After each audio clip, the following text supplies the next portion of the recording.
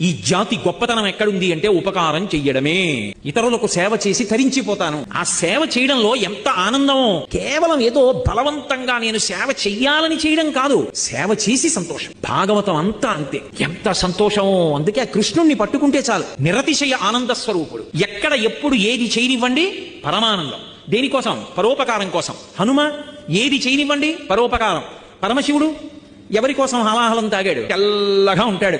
అటువంటి వాడు హాలాహలం తాగితే కంఠం నల్లగా మచ్చ వచ్చింది. ఎవడైనా తెల్లటి వాడు మచ్చ రావాలని కోరుకుంటాడు ఆ లోకంలో? అటువంటి వాడు మచ్చ తెచ్చుకున్నాడు. ఎవరి కోసం? లోకం కోసం హాలాహలాన్ని మింగి ముద్ద చేసి నోట్లో పెట్టుకుని కడుపులోకి వదిలిపెట్టేస్తే లోకాలు దగ్ధమైపోతాయని పైకి వదలకుండా లోపల పెట్టుకోకుండా కంఠంలో పెట్టి కూర్చున్నాడు. అంటే గట్టిగా గుటక వేస్తే లోకాలు పాడైపోతాయని గుటక కూడా వేయకుండా కంఠంలోనే పెట్టి కూర్చున్నాడు మహాత్ముడు. లోకోపకారం కోసం పరమశివుడు హాలాహలాన్ని పుచ్చుకున్నాడు. లోకోపకారం కోసం అసలు జగదంబ చేసినటువంటి పని వర్ణనాతీతం. అందుకు కదా శ్రావణ భాద్రపద మాసాలు వస్తున్నాయంటే ముందు అమ్మవారిని